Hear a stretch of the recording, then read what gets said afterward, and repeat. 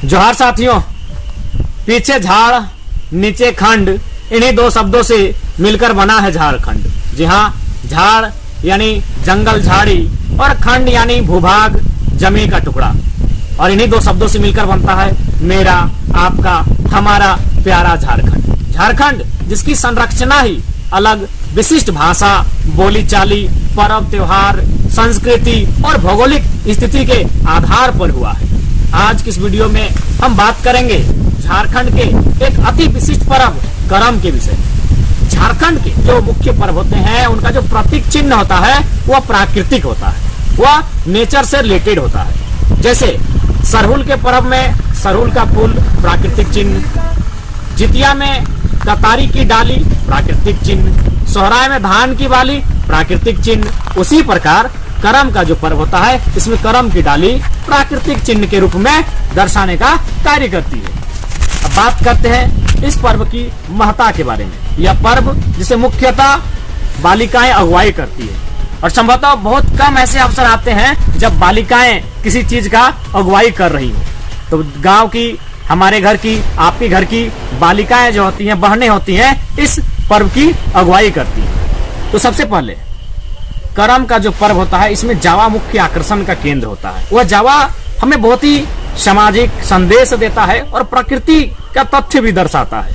जावा जिसे बालू में उगाया जाता है, एक छोटी सी टोकरी में बालू के माध्यम से कुर्थी, मूंग, उड़द, बिरही इत्यादि बीजों के माध्यम से टोकरी में उगाया जाता है। एक बात, विशेष बात कि बीजों के माध्यम से उगाया जाता है। बीज की जब हम बात करते हैं तो हम सृष्टि के सृजन की बात करते हैं। जब हम एक नन्हे से बीज की बात करते हैं तो सृष्टि के सृजन की बात करते हैं। अगर सृष्टि का सृजन करना है तो बीज अति आवश्यक होगा।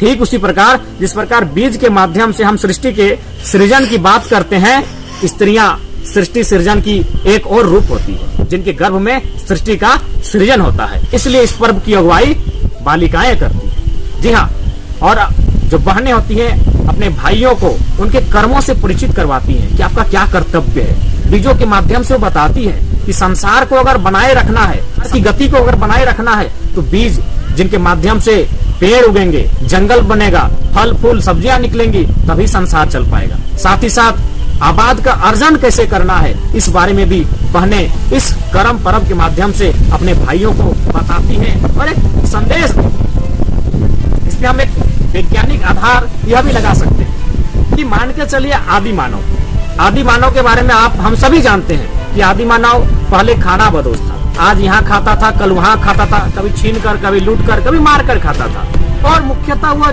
जो जल के स्रोत है उनके आसपास रहता था। जहाँ जल का साधन हो उसी के आसपास आदि मानव डेरा डालता था। आज रहा, 2 घंटे बाद निकल गया, रात रहा तो सुबह निकल गया, क्योंकि वह अस्थायी नहीं था। लेकिन वैज्ञानिक भी कहते हैं, इतिहासकार भी कहते हैं कि आदि मानव तब अस्थायी हुए जब उनके जीवन में कृषि आया। तो कृषि कैसे आया, वही बीज, उसी बीज की बात करेंगे जिस बीज का संबंध करम पर्व से है, कुर्थी का बीज। तो मेरा मानना है, मेरे व्यक्तिगत विचार है कि आदि मानव के जीवन में जो पहला पौधा उगा होगा वो बालू में उगा। करम पर्व में ध्यान दीजिएगा, हम लोग जो जावा को उगाते हैं वह टोकरी के माध्यम से बालू रखकर बालू में उगाते हैं। तो आदि मानव के जीवन में जो पहला पौधा उगा होगा वो बालू में उगा होगा। क्यों सो बताते हैं, क्योंकि आदि मानव एक जगह में अधिक दिन, अधिक समय तक टिकता नहीं था, यानी उसके पास बहुत कम समय होते थे एक जगह में रहने के लिए। तो बालू जो होता है वो बहुत कम समय में किसी पौधे को उगा देता है। आप देखिएगा मिट्टी की तुलना में जो बालुई मिट्टी होती है या जो बालू होता है उसमें बहुत कम समय में पौधे बढ़ जाते हैं और पौधों का ग्रोथ होता है। तो अनुमान कीजिए कि उस दिन यदि कोई आदि मानव का समूह किसी नदी के किनारे आकर ठहरा होगा और 2 दिन तक वो ठहर गया, मान के चलिए, तीसरा दिन अचानक उसे उस बालू के आसपास या बालू के ऊपर से बीज उगता हुआ नया पौधा दिखा। यूं तो उसके जीवन में उस समय तक लाखों पौधे थे, लेकिन उसके आंखों के सामने उगने का काम उन्होंने नहीं किया था। यानी बालू के माध्यम से वो बीज जो उगा तो आदि मानव के दिमाग में एक सोच आया कि भाई ये नया चीज क्या है। उस नए चीज के बारे में उसने जानने का जब प्रयास किया तो उसे आभास हुआ कि इससे क्या होगा, कृषि होगी, इससे खेती होगी। और इसी प्रकार आदि मानव के जीवन में खेती का समावेश हुआ और वो धीरे धीरे खेती करते हुए एक जगह परिवार बनाकर रहने लगा। यानी आज जो हम परिवार बनाकर रहते हैं, आज जो हम घर बनाकर एक स्थान पर रहते हैं, उसका प्रमुख कारण क्या है, खेती। और खेती कहाँ से हुआ? बीज से। और वही बीज करम पर्व का एक प्रतीक चिन्ह होता है कि बीज के माध्यम से ही जावा को बालू में उठाया जाता है। तो जावा और बालू और बीज जब मिलते हैं और जावा का जो निर्माण होता है, यह केवल पर्व के दृष्टिकोण से मत देखिए, इसमें वैज्ञानिक दृष्टिकोण दिख रहा है। ये आदि मानव, क्योंकि उनके पास समय नहीं रहता था, मिट्टी में पौधा उगाते उगाते फिर दूसरी जगह निकल जाएंगे, तो अचानक उनके जीवन में जो पहला पौधा आया होगा वो बालू में ही आया होगा और उनके आंखों के सामने। यूं तो लाखों पेड़ थे उनके सामने, लेकिन उनके जीवन में उनके सामने जो पौधा उगा होगा वो बालू में उगा होगा, कोई बीज पड़ा होगा। तब उन्हें लगा कि भाई नया पौधा उग सकता है जिसे खाया जा सकता है, खेती की जा सकती है। साथ ही इस पर आगे बढ़ते हुए हम लोग कहना चाहेंगे कि जिस प्रकार सृष्टि गतिशीलता बनाए रखने के लिए उसका सृजन करना पड़ता है, तो जो महिलाएं होती हैं, नारियों में एक विशिष्ट गुण होता है, सृजन शक्ति होती है। और नारियों का प्रथम रूप कुमारीपन ही होता है। जो कुमारी अवस्था होती है, कुमारी अवस्था, वो उनका प्रथम रूप होता है। और इस पर्व को मुख्यतः कुमारी बहनें ही करती है, यानी वह प्रकृति एक संदेश दे रहा है कि यही कुमारी बहनें आगे जाकर सृष्टि के सृजन का कर्ता बनेंगी। और इन्हें आज से ही इस पर्व के माध्यम से यह संदेश जा रहा है कि इन्हें आज से ही परिपक्व होना पड़ेगा कि सृष्टि के जो सृजन की जिम्मेवारी है, सृष्टि के सृजन की जो जिम्मेवारी है वो आपके कंधों पर है। विशेष बात ध्यान रखिएगा, इसी महीने के आसपास झारखंड और भारत की प्रमुख फसल धान में गर्भ धारण होता है। उसके जो पौधों में नए जो धान की बाली होती है उसमें बीज का आना प्रारंभ, पल्लवित होना प्रारंभ होता है, यानी वो गर्भ धारण करता है। साथ ही साथ जो दलहन होती है, दाल, उसमें भी इसी मौसम में गर्भ धारण होने का कार्य होता है। क्योंकि सृष्टि की अगर गति को बना के रखना है तो धान में गर्भ धारण करना, दालों में गर्भ धारण करना यानी अति आवश्यक कार्य है। तो उसी प्रकार पुनः प्रकृति द्वारा एक संदेश है कि जो बालिकाएं आज इस पर्व का नेतृत्व कर रही है वह एक दिन समाज की अगुवाई करेंगी और सृष्टि की जो सृजनकर्ता बनेंगी, उसके लिए उन्हें गर्भ धारण करना होगा। इसी महीने खेत में धान की बाली गर्भ धारण करती है और जो बालाएं, जो बहनें इसका नेतृत्व करती हैं, उन्हें सृष्टि में आगे जाकर सृष्टि की संरचना के लिए स्वयं गर्भ धारण करना होगा। तो ये चीजें हम प्रकृति से मिलाकर देख सकते हैं कि यह जो मौसम होता है वो गर्भ धारण का मौसम होता है। किनका? प्राकृतिक चीजों का। जैसे धान, अगर धान नहीं होगा, खेती नहीं होगी, कृषि नहीं होगी तो संभवतः संसार नहीं होगा। ठीक उसी प्रकार स्त्री नहीं होगी, उसके गर्भ में शिशु का उदय नहीं होगा तो संसार नहीं चलेगा। और एक बात, कर्म, अंग्रेजी में वर्क, हिंदी में कर्म और कुड़माली भाषा में कर्म कहते हैं। कर्म का तात्पर्य है हमारे कर्तव्यों से, हमारे दायित्वों से। हमारे पूर्वज कहते थे कि प्राचीन समय में जो कर्म है उसे 3 भागों में बांटा गया था, उच्चतम, मध्यम, निम्नतम। जिसमें कहा गया उच्चतम जो कर्म होता है वो कृषि होता है, मध्यम जो होता है वो व्यापार होता है, और जो नौकरी हम जैसे आज कहते हैं, आज जिसके लिए भागम भाग है, उसे निम्न स्तर पर रखा गया है। हालांकि आज माहौल बदला है, लेकिन एक समय फिर आएगा जब कृषि की महत्ता बढ़ेगी। तो हमारे पूर्वज, उनका मानना था कि कृषि श्रेष्ठ कर्म होता है और कृषि के नियमों के अनुसार इंसान को, मनुष्य को अपना जीवन यापन करना पड़ता है। तो ठीक उसी प्रकार हमें अपने कर्म, कृषि के प्रति यह पर्व संदेश देता है और हमें उसके अनुसरण करते हुए आगे बढ़ने का भी संदेश देता है।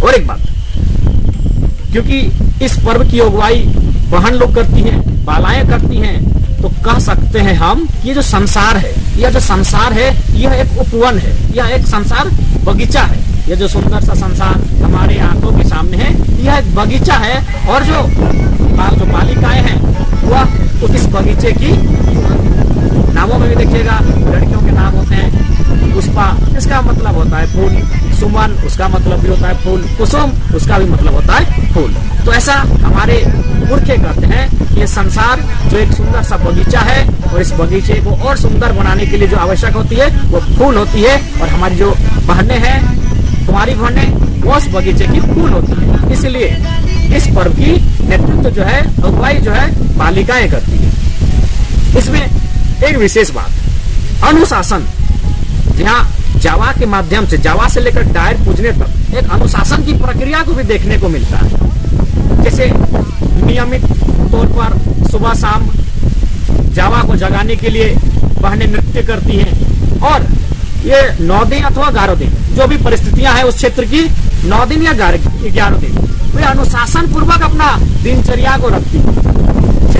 कर्मैती होते हैं उन्हें जाकर पूछिएगा इस महीने में क्या क्या अनुसरण करती है। वे गुड़ का सेवन नहीं करती, वे खट्टा दही का सेवन नहीं करती हैं, साग का सेवन नहीं करती हैं, एक हुब्बू नामक तालाब में डुबकी नहाने की प्रक्रिया है उस प्रकार से नहाती भी नहीं है, अपने भोजन में खुद नमक भी नहीं डालती है, ऊपर से अपना दातुन भी खुद नहीं तोड़ती है इस पर्व के दौरान दरमियान। तो कहीं ना कहीं प्रकृति एक स्त्री को, एक नारी को, एक बालिका को इस पर्व के माध्यम से यह भी संदेश दे रहा है कि आने वाला जो समय आएगा वो तुम्हारे अनुशासन के साथ ही संचालित होगा, इसलिए तुम्हें स्वयं को अनुशासित करना होगा। इसलिए आज विवाह से पूर्व ही, क्योंकि ये पर्व मुख्यतः वे बहनें करती हैं जो अविवाहित होती हैं, उन्हें प्रकृति के माध्यम से वैज्ञानिक आधार से यह संदेश भी दिया जाता है कि पहले आप स्वयं अनुशासित बनिए।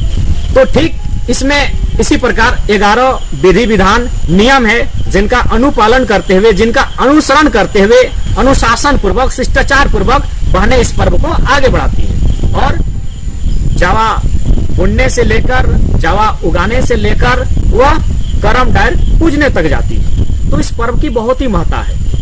इसके पीछे एक ऐतिहासिक तथ्य भी है। मैंने वैज्ञानिक और प्राकृतिक तथ्य रखे, अब थोड़ा सा ऐतिहासिक तथ्य आपको बताता हूँ।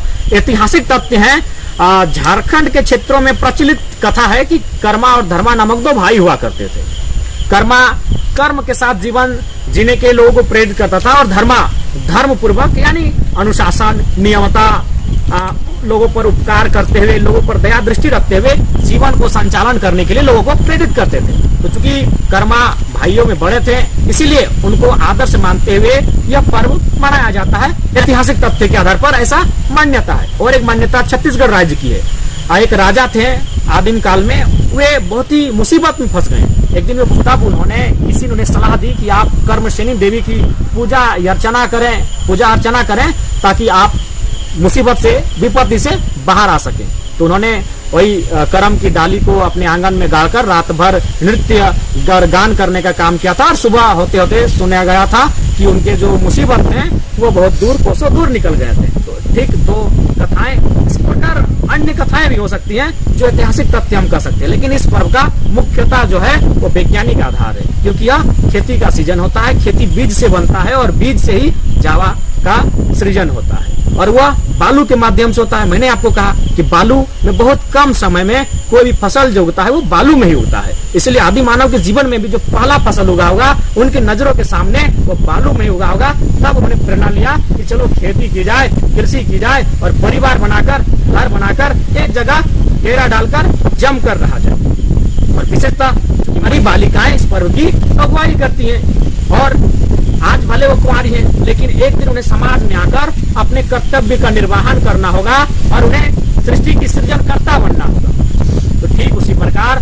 जिस प्रकार इस मौसम में धान में बीज उत्पन्न होता है, तो आज बालिकाएं हैं, उन्हें कभी कुछ माता बनकर सृष्टि का सृजन करना होगा। इसलिए प्रकृति उनके माध्यम से यह संदेश भी दे रही है कि ये बालिकाएं केवल पर्व का ही नहीं, एक दिन इस संसार का भी नेतृत्व करने का कार्य करेंगे। आशा करते हैं तर्क, तथ्य और वैज्ञानिक दृष्टिकोण के साथ मैंने करम पर्व की व्याख्या करने का प्रयास किया है। आपको वीडियो अगर अच्छा लगे तो जो भी होता है लाइक, शेयर, सब्सक्राइब कर दीजिएगा। और पुनः कहेंगे जोहार झारखंड, जय झारखंड, कि मेरी पहचान माटी राण से है, मेरी पहचान पारसनाथ पहाड़ से है।